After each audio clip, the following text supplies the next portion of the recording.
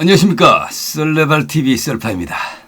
구독자 여러분, 지난 2월 초 중국 후난성 즉 호남성 일대 여행 5탄으로 장가계에 대한 썰입니다. 창사시에서 모 백화점 8층에 있는 뷔페에서 저녁을 먹고 장가계까지는 고속열차 GDC 열차로 빠르게 편리하게 이동했습니다.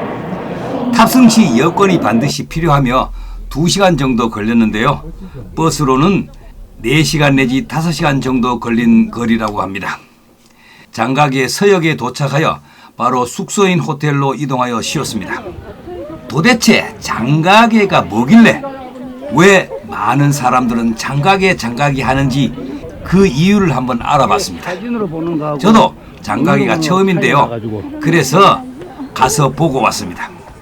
우선 그 유래와 의미에 대한 썰을 먼저 한번 풀어보겠습니다. 중국 속담에 인생부도 장가계, 백세기능 칭노옹이라는 말이 있습니다.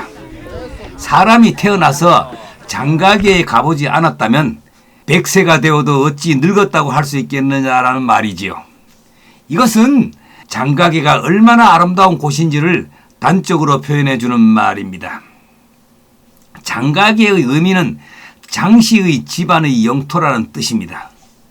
한나라의 초대 황제인 한고조 유방의 오른팔이었고 천하를 평정한 두 인물이 모사 장랑과 대장군 한신이지요. 그런데요, 장랑이 토사구팽을 피해 당시 중국 내에서 가장 오지로 꼽히던 장가계로 가소를 데리고 와 살았다고 해서 붙여진 이름입니다. 즉 장씨 일가와 관련된 역사적 배경을 가진 지명이지요. 중국에서 제일 큰 호수는 동정호라고 합니다.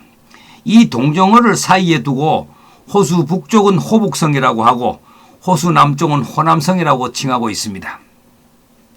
장가계는 중국 호남성 서북부에 위치하고 있는 중국 최초의 국가산림공원임과 동시에 유네스코 세계유산으로 지정되어 있습니다. 장가계는 국내외에서 보기 드물게 수천 개의 산봉오리들이 산림을 이룬 원시림으로 이루어져 있습니다.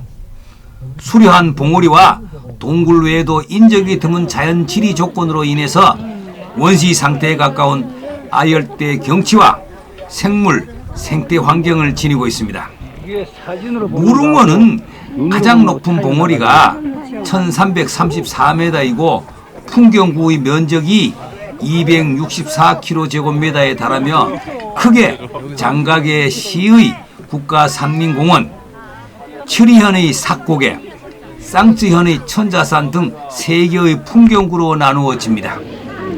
이들은 모두 인접해 있어 산책로로 연결되어 있으며 이 전체를 다 보려면 최소한 4, 5일 정도가 소요될 정도로 그 규모가 어마어마합니다. 장가계는 매년 약 200만 명의 여행자가 방문하는 중국 최고의 관광지가 되었습니다. 최근 외국인들도 무척 많이 찾아 연간 60만 명 정도 해외 관광객이 온다고 합니다. 그 중에 한국인이 70% 이상 점유하고 있어 한국의 돈과 언어가 통용되고 또한 한국 관광객으로부터 경제가 좌지우지되는 도시라고 합니다.